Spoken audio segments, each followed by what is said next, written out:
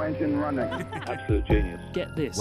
Welcome. This is the show where we bring you Science. What that essentially means is discoveries, Advances. Questions. Research. technology. Unbelievable. Without further ado, This is The Naked Scientists. Hello, welcome to The Naked Scientists podcast. This is the programme where we strive to bring you the biggest breakthroughs and talk to the major movers and shakers in the worlds of science, technology and medicine. With me, Chris Smith. Coming up, babies treated with antibiotics as newborns show reduced responses to vaccines. But why, and what might be the consequences? Also, a dissolving pacemaker just the size of a grain of rice has been cooked up by engineers in the US, and the Japanese staple miso gets fermented in space and apparently tastes out of this world. From Cambridge University's Institute of Continuing Education, this is The Naked Scientists.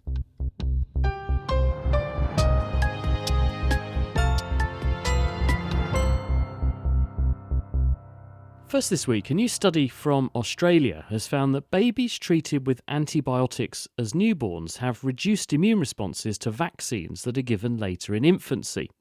The team behind the study speculate that changes to the microbiome, that's the community of bacteria that live on each of us, underpins the effect. The findings have been published in the journal Nature, and Claire Waddington, who's a senior clinical lecturer in infectious diseases at Liverpool School of Tropical Medicine, has been taking a look at them for us. So what this paper set out to look at was whether antibiotic exposure in early life could affect response to vaccines in young infants. And essentially, their bottom line was that it did indeed seem that infants given antibiotics when they were very young had different responses to vaccines subsequently. When we say different responses, what, they didn't respond as well? They were less well protected? So this study looked at the sort of immune markers of what we think predicts how well the vaccines are going to work. So they weren't able in this paper to drill down specifically to show that it had a negative impact. But what they did show was that the immune response looked less optimal in those infants that were given antibiotics in early life. And just to be clear, this is vaccines for all sorts of infections, both bacteria and viruses. It wasn't just that your ability to protect someone with vaccines against a bacterial infection was affected by antibiotics. It was everything. So they did look at a range of different vaccines, and these were the sort of standard vaccines that you would give to most infants in most parts of the world. And some of those vaccines are targeting viruses like rotavirus, and some of them are targeting bacterial infections like Streptococcus pneumoniae. And they did find that the immune response and the impact of antibiotics on that immune response was different looking across the board at all of the vaccines that infants get. And was there a window when exposure to antibiotics within that window is most likely to produce this effect? It must wear off at some point. They looked at antibiotic exposure in infants through a variety of different routes. So one of the groups they looked at was when mums get antibiotics in the late stage of pregnancy. And they also looked at infants given antibiotics in the early few hours or days of life. And then they also looked at infants that were exposed after they'd been born, but through their mum's breast milk. The strongest effect were the infants that were given individually antibiotics in that early neonatal period. They were able to see that even if mums had antibiotics in the latter part of pregnancy, they could detect a difference in the infant's microbiome, so the bugs that make up the infant's gut. But because they were following these infants prospectively, they were able to show that that effect wore off by 7 weeks of life, whereas those infants that had antibiotics themselves still clearly had a difference in their microbiome at 7 weeks. And what do they propose is the mechanism by which you get this sort of legacy effect of early life exposure to antibiotics that then affects how you immunologically respond to vaccines later? So the suggestion in this paper is that the effect that we see on vaccine responses is probably mediated through the microbiome. It sort of looks like early antibiotic exposure, particularly at the sort of higher doses that we see in infants that get it themselves, that seems to change the microbiome, and that change in the microbiome is probably affecting the response to vaccines. Does it go back to normal later, though? So we don't have the direct data to show that at 5 years they have different responses. And even in this study, what it was largely looking at was associations in the infants themselves. But what we do know overall is that very early neonatal period and early infancy is really important for subsequent health. And that first 1,000 days of life, as it's often termed, is absolutely crucial to health in the rest of your life. Vaccine responses are part of that equation. What do you think then are the important questions we now need to answer, or what should we consider changing? We don't want to make knee-jerk changes to any kind of protocols and policies, and people don't get antibiotics for no reason, hopefully. But what should go through our minds then, off the back of this, and make us think differently? So I think one of the important strengths of this study and conclusions from this study is that there is something we could potentially do about this, and that namely is looking at the effect of probiotics in those infants that are at risk of having this muted response to vaccines. So those infants that require antibiotics for whatever reason. There is probiotics that we already quite commonly use in neonates and newborns, and that gives us a potential real-world solution to this. And if we can show that giving these probiotics is able to restore the microbiome in these infants, and that lets them get the best possible chance of a good immune response to vaccines, then that could have a significant impact in terms of whole of life health, as we were talking about. Absolutely fascinating. Thanks very much to Claire Waddington there from the Liverpool School of Tropical Medicine. Now, sticking with health, there are circumstances where sometimes a person needs a temporary pacemaker to stabilise the rhythm of their heart. This is particularly important in young children, for example, undergoing cardiac surgery. Now, currently, this involves a surgical procedure to thread electrical leads under the surface of the skin and down into the heart via a blood vessel. Removing the device later on necessitates repeat surgery. And whenever you do procedures like this, including implanting foreign materials, there is always a risk of infection and other complications. But now, researchers in the United States have developed a temporary, wireless, self-powering pacemaker that is smaller than a grain of rice, is controlled by pulses of light beamed in through the skin, and, get this, will eventually dissolve away to nothing once its job is done, all of which adds up to fewer risky invasive procedures. John Rogers at Northwestern University is the brains behind the device. I guess the best way to think about it is it has a size somewhere between a single grain of rice and a sesame seed. In fact, it's so small, you can load it up into the bore of a syringe and just inject it in, almost like a medicine. When it's illuminated with light from the outside of the body, from the skin surface, it turns on the pacemaker, thereby delivering pulses of electrical current to the surface of the heart to provide that cardiac pacing functionality. So the pacemaker's light sensitive, and the light rhythm can drive the rhythm of discharge of the pacemaker, which in turn sets the rhythm of the heart. Yeah, exactly. So we have a soft skin interface patch that you put on the surface of the chest, more or less above the location of this millimeter scale pacemaker. And that soft electronics patch has a light emitting diode integrated in it. And the electronics then control the pulsatile flashing of that LED, and the light that penetrates through the skin, through the tissue, and illuminates the cardiac pacemaker, then turns it on and off with a frequency that's matching the frequency of the operation of the LED. I just want to say, wow, enough light gets through that depth of tissue that you can do that. Yeah, it's pretty interesting. The wavelength that we use is in the near infrared region of the electromagnetic spectrum. And if you've ever played around with a red LED or a red laser pointer, you put it on the backside of your whole finger glows. It's at these wavelengths where tissue absorption properties are quite modest, they're quite low. And mostly what happens with light as it passes through the tissue is not absorbed as much as it is just scattered. And that turns out to be a nice thing because it means that we don't have to precisely align the position of our LED to be coincident with the location of the millimeter scale cardiac pacemaker, because as light passes through the tissue, it kind of blooms out. And so you have a whole like flashlight region of the heart that encompasses the cardiac pacemaker that gets illuminated. And is the entire structure light sensitive then? So it doesn't matter what orientation it's in the heart tissue, it will see that light and it can detect it and respond to it. It's oriented so that the light sensitive side is sort of pointing toward the skin. Although that's not that critical because you have light scattering all around. So you're basically illuminating a whole volume of tissue. But we, do like to have that light sensitive side of the device facing up.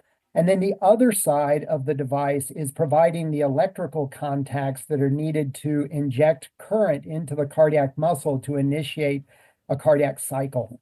How does that bit work then? You've got these Well, electrodes. What are they made of? So how are they generating the electricity? And what's the processing that's going on inside to turn the light signal into those discharges? yeah, great question. So it turns out it's the simplest possible battery you could imagine. We use two dissimilar metals for the electrodes. You need a pair of electrodes interfaced with the cardiac tissue to deliver the current pulses. We like to use magnesium and molybdenum or magnesium and zinc. And if you take two dissimilar metals like that and you connect them with an ionically conducting fluid like the naturally occurring biofluid that's bathing the surface of the heart, that forms a battery. Now, the battery can't discharge unless the electrical circuit is completed.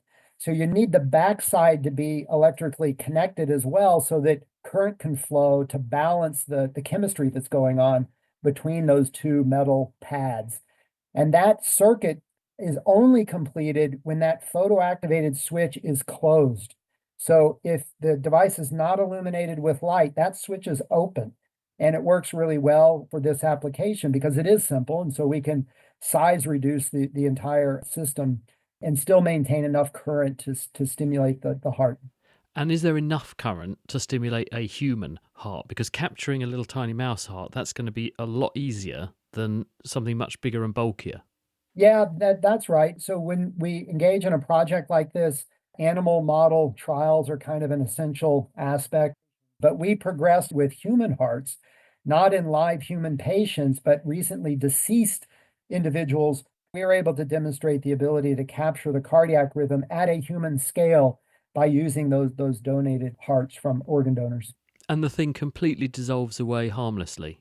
Yes, so we've studied that again in animal models, not in human subjects. We're not there yet, but the materials themselves are not really exotic and just kind of orient people. Magnesium, molybdenum, and zinc are all essential minerals for healthy diet and a healthy metabolism. The photoactivated switch is built around a very thin sliver of silicon, which is also a part of a healthy daily diet. That doesn't in itself guarantee biocompatibility and harmless dissolution in the body, but I think it sort of makes sense that we're not observing any adverse effects because you need these materials anyway. And I guess if you had enough of these devices, maybe you make a vitamin tablet out of them, but you'd have to add up probably 100, I'd have to run the numbers, but it kind of on that order to make an impact at a dietary level. And were the cardiac team impressed with your endeavours? Well, yeah, I mean, we're an engineering oriented group, but most of what we do is in response to inbound requests from clinical collaborators, cardiac surgeons reaching out and describing this challenge that they have. The kinds of patients who need this temporary pacing span the full range of ages, but it turns out that it is most critically important for pediatric patients who've undergone a cardiac surgery associated with a cardiac defect. And there, the ultra miniaturized geometries are even more important. I mean, smaller is almost always better, but especially for these infants, minimizing the burden, the device load on the body turns out to be a really important consideration. And so that's high on the list of priorities around where this kind of technology kind of move the needle in terms of patient care. What a fab story. John Rogers at Northwestern University there, and that study has just come out in Nature. The Naked Scientists podcast is produced in association with Spitfire, cost-effective voice, internet and IP engineering services for UK businesses. Find out how Spitfire can empower your company at spitfire.co.uk. Music in the programme is sponsored by Epidemic Sound, perfect music for audio and video productions. This is the Naked Scientists podcast with me, Chris Smith. And still to come, why does miso fermented in space taste different to the stuff we make down here on Earth? First, though, we're diving into the ocean realm now to hear about a remarkable hunting technique that's used by the broad club cuttlefish. These cunning cephalopods are frequently featured on marine life documentaries because of their remarkable ability to produce changing coloured patterns across their skin to camouflage themselves and, as it turns out, also stupefy certain prey items, including crabs, in the process. It's remained a bit of a mystery, though, why this works. But now Matteo Santon, who's at the University of Bristol, thinks he has cracked it, as well as the crab victims.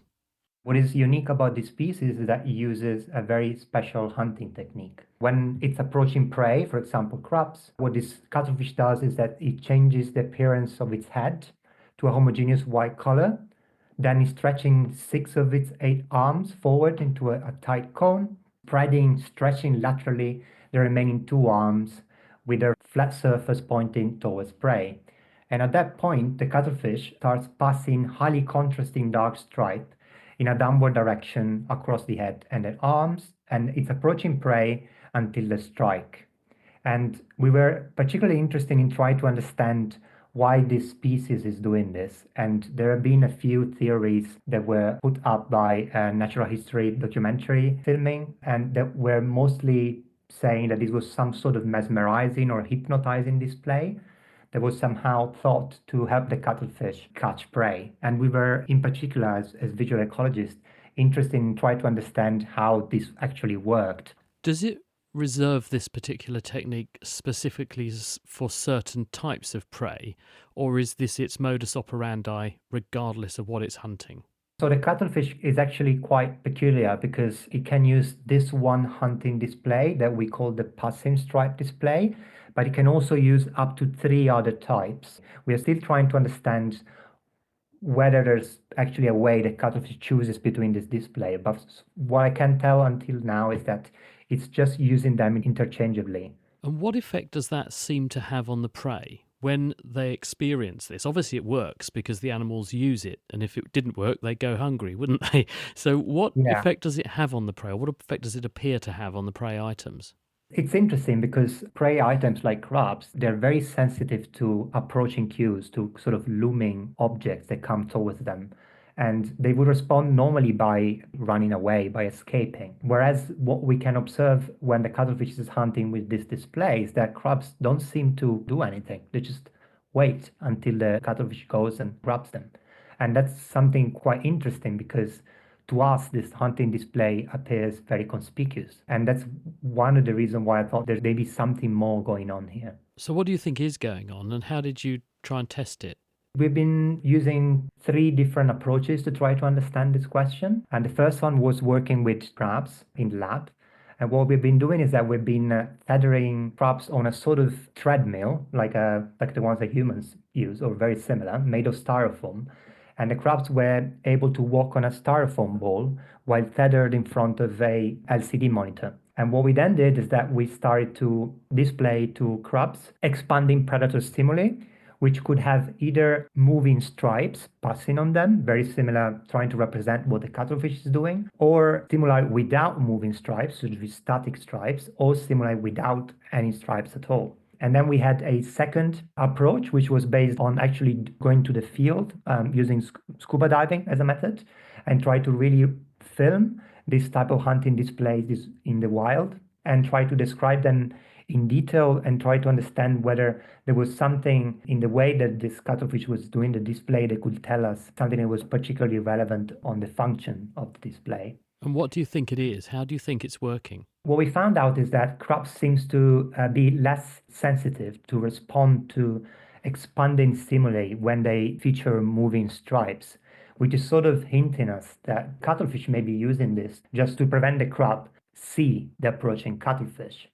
And we also found while being in the wild and filming cuttlefish is that somehow we saw that the faster is the approach of the cuttlefish towards prey, then the faster the passing stripes had been moved across the head and the body, which somehow is telling us that there is some sort of link, clear link between the strength of the approach of the cuttlefish and also the strength of the motion that is generated by the moving stripes. And we think that this is in fact telling us a little bit how this hunting display works. We think that in this display, threatening motion cues of the predator, of the approaching cuttlefish, are actually overwhelmed by the strong non-threatening downward movement of the stripes that the cuttlefish is producing. I was going to say, do we, based on what we understand about the way that a crab's visual system works, do we have any clues as to the effect that this moving stimulus might be having on them? Is it a distraction? Is it that they're so fascinated by it that it blurs and sort of obfuscates the approach of a predator, and their interest in the stimulus motivates them to watch it more? Is that how it works? What is important to understand here is that crabs, they don't quite see very well, so their world is very blurred and often not in color. And what their visual system is really fine-tuned to detect is expanding predator motion cues, which is something that animals in general get scared quite a lot if they see something approaching them very quickly. So their visual system is really finely tuned to detect radially expanding approaching motion. And instead, what the approach of this cuttlefish with a passing stripe does is that the visual system of crab would not detect a radially expanding predator approach, but rather a strong unilateral downward motion, which is generated by the stripes, and therefore not really respond at all to predator. So we actually think that the crab is not really detecting the predator approaching, is somehow invisible to the visual system of crab, and therefore it doesn't respond to it. And somehow this will give cuttlefish a hunting advantage and enough time to go close enough and then catch prey. Isn't nature incredible? That was Matteo Santon, and that study has just come out in Science Advances. Now, miso is a staple of Japanese cuisine. But what happens when you try to ferment this food in space? Scientists recently conducted an experiment aboard the International Space Station, creating what is believed to be the first food deliberately fermented beyond Earth. Maggie Koblenz at MIT is behind the culinary caper. Astronauts have these very interesting things happen to them in microgravity. They call it space face. So fluids will rise in the body, and it almost feels like you have a cold or you're stuffed up. So food tastes different. It might not be as flavorful. It might not be as delicious. So astronauts are known to use a lot of salt and hot sauce on their food to try and enhance the flavor. So we thought we would use something like fermentation to create an alternative to their freeze-dried up foods wrapped in plastic. Of course, one of the things you can ferment are alcoholic beverages, but I presume that is not what you meant. Correct. That is not what we meant. Fermentation is a very broad and diverse way of making food. But for us, we were using fermentation to create a new paste called miso, which is actually a condiment from Japan, which could be used to flavor foods. But really, this was just a first pass at an experiment to see what's possible for fermenting in space. This was literally send the ingredients up there and then let them make the stuff in space on the ISS. That would have been ideal, but you can imagine that doing anything in space is very, very expensive, and that includes an astronaut's time. So something as simple as an astronaut pressing a button on your experiment has a price tag attached to it. So our experiment was first produced on Earth, and the experiment was fit inside a box about the size of a microwave. And then inside that larger box were smaller boxes the size of a shoebox.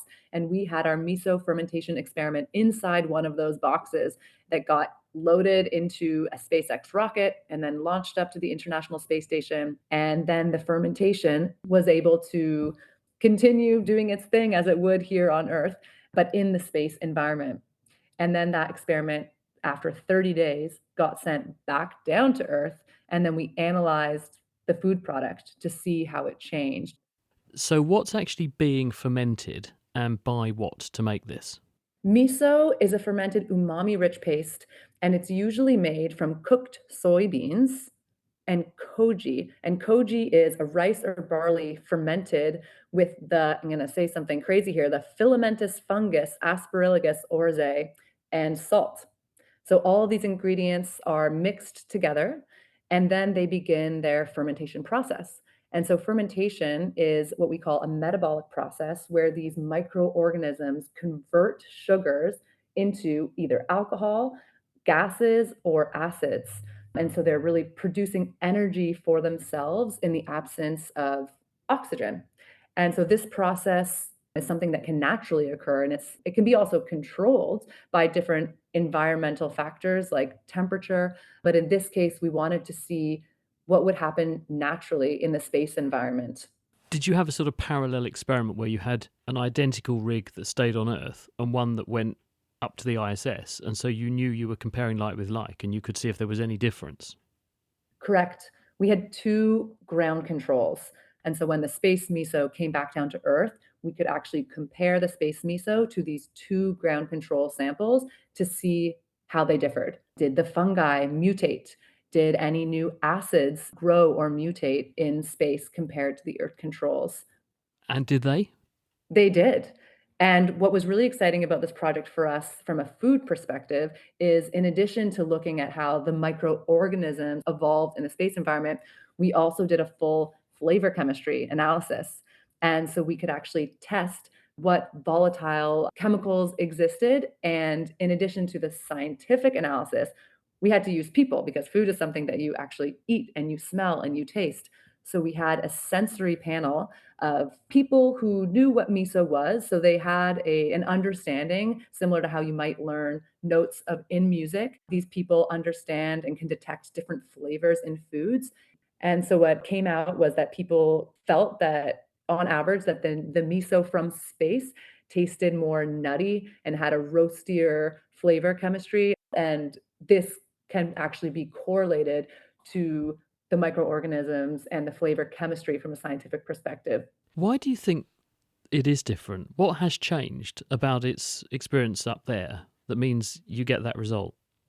That is the golden question. I have to be honest that because of the constraints of doing space research, this was very much a foundational study. So a first pass at a new way of producing food in space, meaning that there's so many things happening in space. You're in an ultragravity environment. You are potentially exposed to radiation. The temperature is going to be different. The microorganisms that are already living in the space station are going to be different. All these things are playing into what makes that place so unique. My hypothesis is that the temperature fluctuation and the environmental shifts were so much more dramatic for the space miso. Being in space isn't just being in space. Our miso actually had to travel all the way to space. So it was sitting against all these electronics that were heating up, that were turning on, turning off before it even got to the space station. And then for 30 days, it was, existing in this industrialized environment with lots of things happening. So that's a long-winded answer to say that we still don't know exactly why, and that could be a phase 2 of an experiment. And that's what's exciting about space research is you keep trying and trying again and making these improvements so that you can be more precise with your results. Did you taste it? I did taste it. And did you say it was out of this world? I don't know if that was my direct quote, but there is something special about tasting something from a new environment, wherever that is. And I have the same spark in me when I taste something from another country here on Earth or somewhere I've never been. But indeed, tasting something from space did feel to have a particular energy to it that could be all in my head. But I run with that and I embody it. Ground control to Major Tom Yum. Maybe that's coming next. Maggie Koblenz there from MIT, and her study describing space miso has just come out in iScience. Well, we're staying with space for our question of the week now, and James Titko has been tackling this interstellar inquiry from Donald. There was once much interest in the wow signal recorded some time ago. Has a consensus conclusion been reached? Thanks, Donald. The wow signal you refer to was detected in 1977 at Ohio State University's Big Ear Radio Telescope. Astronomer Jerry Amon observed an unusually strong signal originating from the direction of the Sagittarius constellation. On the printout chart, he circled the corresponding high numbers and wrote "wow" beside them. And he was right to be impressed, as the phenomenon which might have caused such a reading has yet to be identified. To share more details and to address your question, Donald, here's former BBC Science editor David Whitehouse.